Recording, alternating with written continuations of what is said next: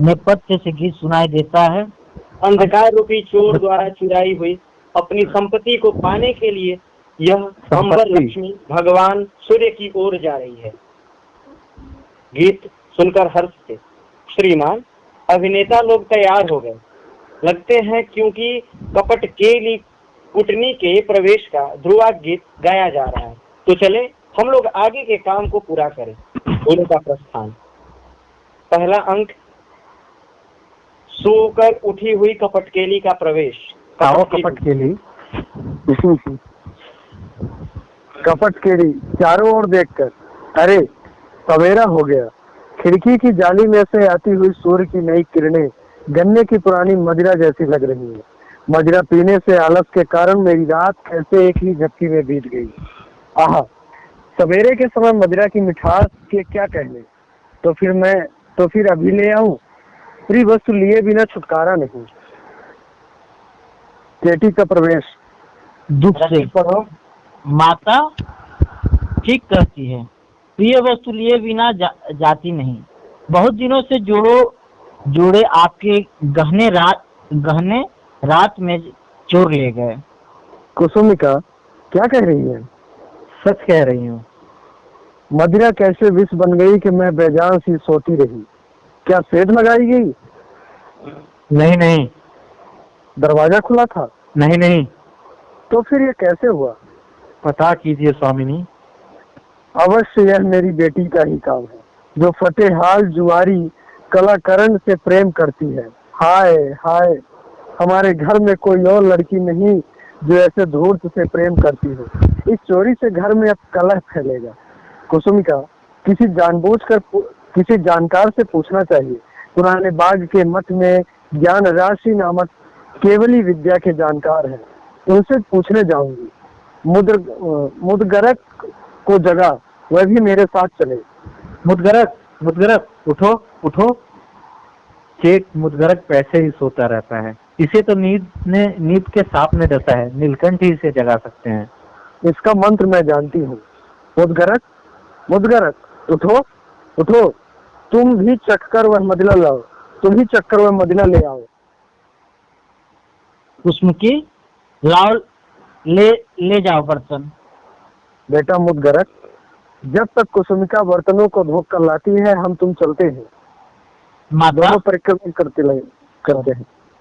माता इधर कहीं चल रही है। यहाँ इधर कहाँ? सॉरी माता, इधर कहाँ चल रही है? मुदगरक, अपने घर का हाल तुमसे नहीं सुना। हमारी सारी जमा पूंजी आज चोर ले गए, इसीलिए पुराने वाट के मठ में रहने वाली केवली विद्या के जानकार भगवान ज्ञान राशि से पूछने जा रही हूँ। प्रसन्न होकर स्वागत। जियो चोरो जियो, तुम्हारे इन काम से सबका भला हो। यह दुष्ट हमारे जैसे लोगों का अहित करने में तनिक भी नहीं चूकती।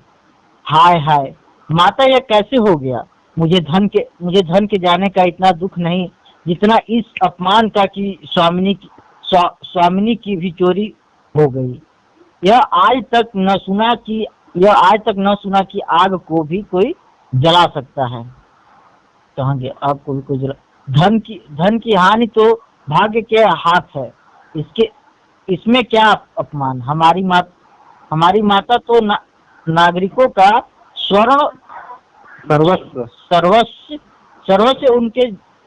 उनके जानते बूझते उनके आंखों के सामने ही खेल में चुरा लेती है। ये चोर उनके बाजार कैसे हो गए?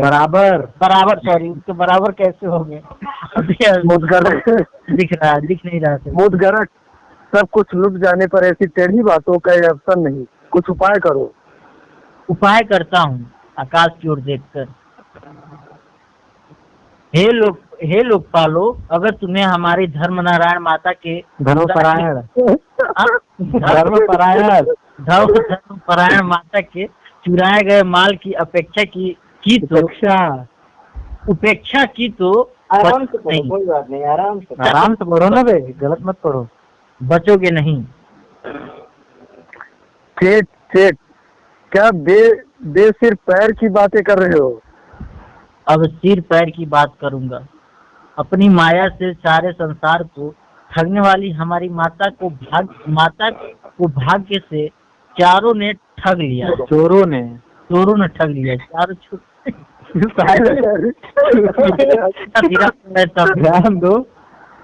अपने मृत्यु द्वार जैसे मुंह को बंद नहीं करोगे? माता, मेरी अच्छी बुरी हर बात से तुम नाराज हो रही हो। मैं तुम्हारे साथ नहीं चलूंगा। मुदगरज, चलो, माल मिल जाने पर बड़ा भारी मदिरा महोत्सव मनाएंगे। उसका हाथ पकड़कर परिक्रमण करती है। तो चारों ओर देखकर, आहा, बसंत के आने का बाग कितना सुंदर लग रहा है। बसंत के आने से बाग कितना सुंदर लग रहा है।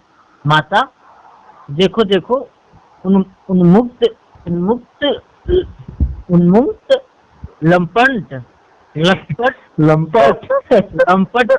लंपट की तरह भौरा जब सामने ही एक लता को चूमता है तो वे फूल लदी लता है इतने से ही प्रसन्न हो जाती है।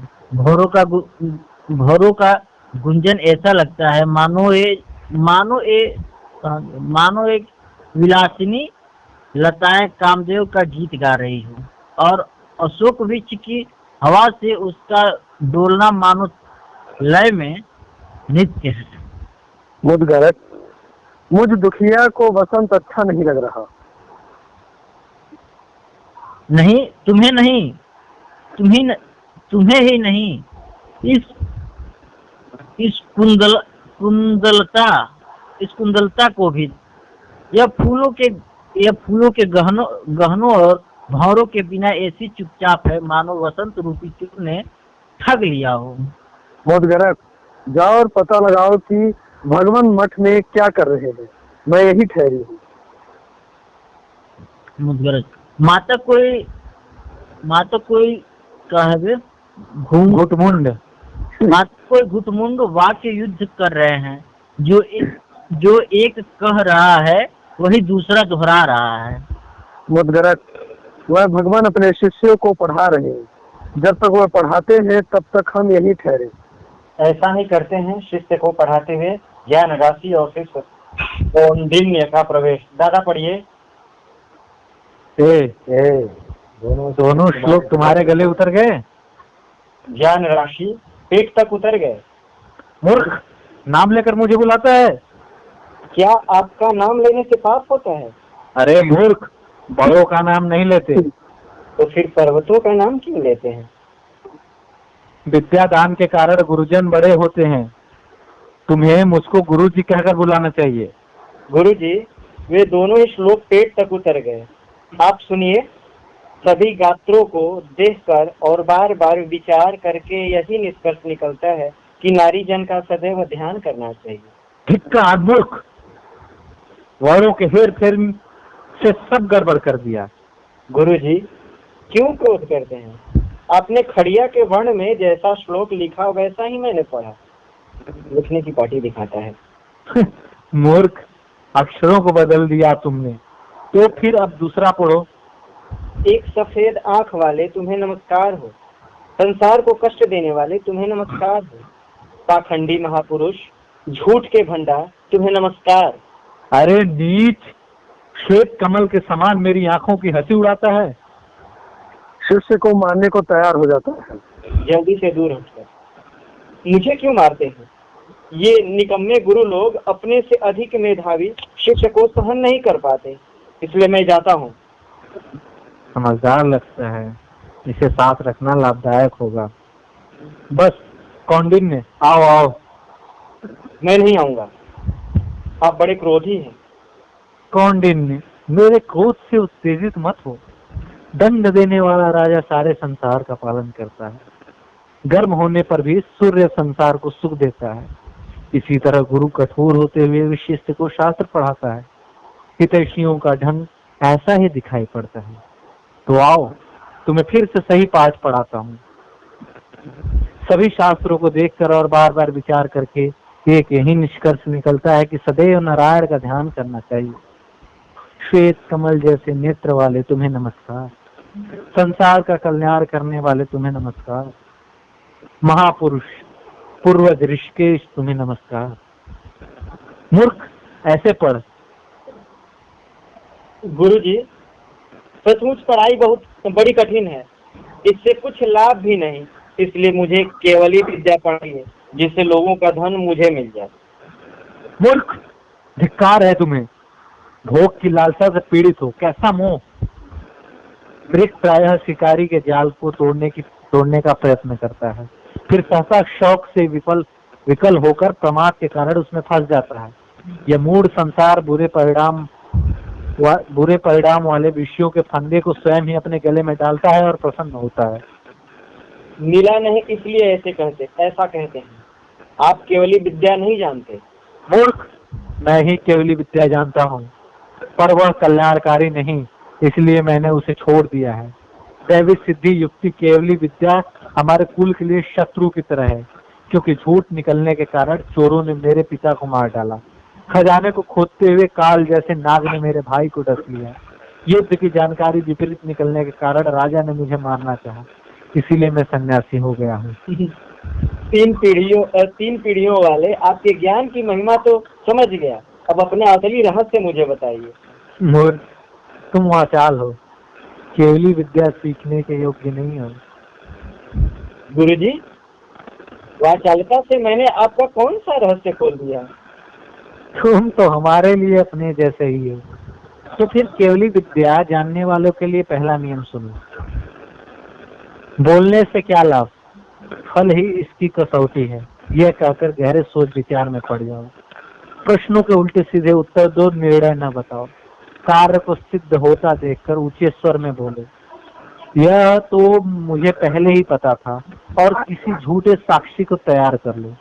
चिंता में डूबे होने के कारण तुमने सही प्रश्न नहीं पूछा, प्राप्ति के बारे में भविष्य फल ठीक से नहीं जान पाए, तुम्हारे ही दोष के फलस्वरूप यह भ्रम उत्पन्न हुआ। हमारे लिए तो केवली विद्या कभी भी झूठी नहीं होती। इस प्रकार विश्वास दिलाकर लोगों को ठगो।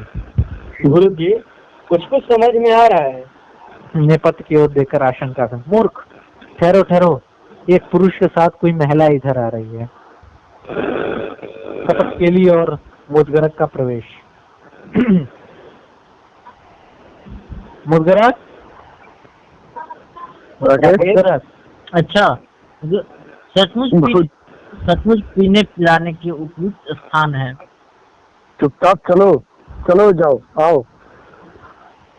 कहीं इन लोगों ने हमारी बातें तो नहीं सुन ली? ठीक है, तो फिर जोर से कहता हूँ, कौंडिन्य, मैं ब्रह्म ही हूँ। मैं ही हूँ ब्रह्म। प्राणियों के मरने जीने का रहस्य जानता हूँ। मैं स्वामी हूँ। दूसरे द्वारा चुराए धन को धरती के भीतर से निकालता हूँ। लोक के सारे चरित्र को मैं अपने अंतर में जानता हूँ। चोरों द्वारा चुराई गई वस्तु को दिलवाता हूँ, भले ही वे इसे अपनी ही वस्तु की तरह धारण किए हों। मुदगरक, सुनो सुनो, भगवान के अमृत वचन, जल्दी आओ। भगवान प्रणाम करती है। मैं भी प्रणाम करता हूँ। दोनों का कल्याण हो। बैठो। भगवान, पिछली रात चुराए मेरे धन को दिला दे। अरे क्या कह रही हो? आज रात मठ छोड़कर गुरुजी कहीं नहीं गए। क्षमा करे, क्षमा करे, अपने ज्ञान की शक्ति से चोर का पता लगाकर मेरा धन दिलवा दे। मैंने यह कहा था। कौंडिन्य, ठहरो ठहरो। भद्रे, ऐसी विद्या का प्रयोग करना हमारे लिए उचित नहीं। भगवान, आप करुणा सागर है। आपको छोड़कर हम जैसों का और कौन सहारा है। वो धन मिल जाए तो आपका ही होगा। इसका मनोरथ हमें स्वीकार है, पर हम इच्छा का अभिनय करना चाहिए। न जानता हूँ न लेता हूँ, इस चिंता से मुझे क्या।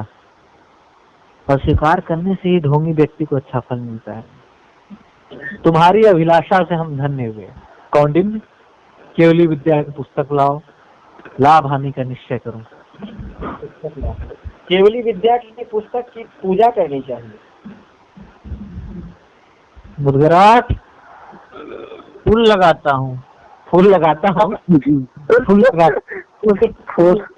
हूँ। सॉरी, फूल लाता हूँ। अबे हंसो मत बे। शिष्य चलो। भद्र, केवली विद्या की पुस्तक की पूजा सोने या रत्नों से होती है। कपट केली ज्ञान राशि की ओर देखती है। कौंडिन्य केवली विद्या की सीखने के योग्य है। भद्रे, यह ठीक है। मनु ने कहा है, केवली की सोने और रत्न से पूजा करके श्रद्धालु अपना हानि लाभ जान सकते हैं। सोना और रत्न न हो तो फूल चलेंगे। आर्य, जैसा आवश्यक हो कीजिए। अंगूठी से पुस्तक की पूजा करती है। कौंडिन्य, ले लो, भिक्षुओं में बांट देना। दुष्ट, जानता हूँ यह तुम मुंह से कह रहे हो, वैसे नहीं, जैसी गुरु जी की आज्ञा। अरे तो फिर ग्रह कुंडली लिखता हूँ। जब 20वें स्थान में शनि को हटता देखो, राहु शकट भेदी हो, केतु मेष में स्थित हो, रवि अंगारक लग्न में हो और पान को देखने वाला हो, तभी निश्चित रूप से धन के न रहने का प्रश्न उठता है।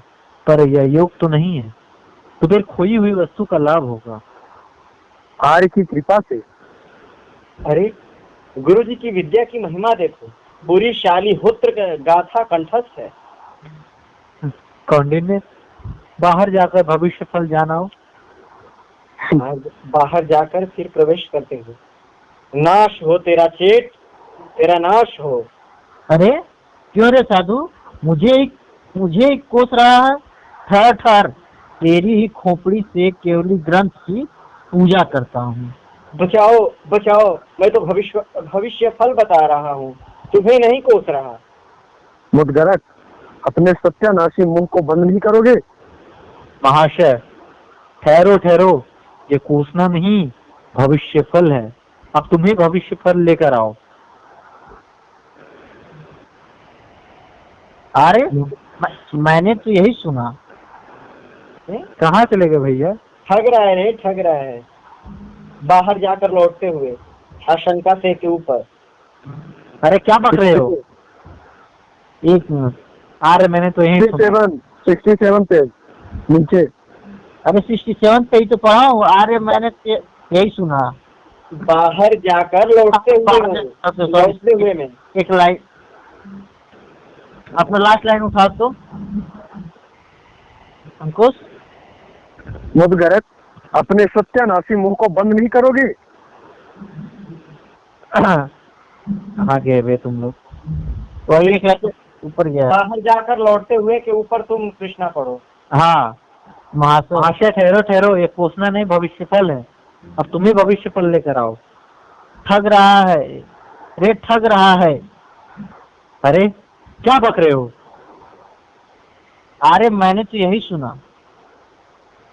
ये बेकार कवर्गी है, ये बकार कवर्गी है। कवर्गीय समझता था। इसमें कितनी मात्राएं हैं? 5।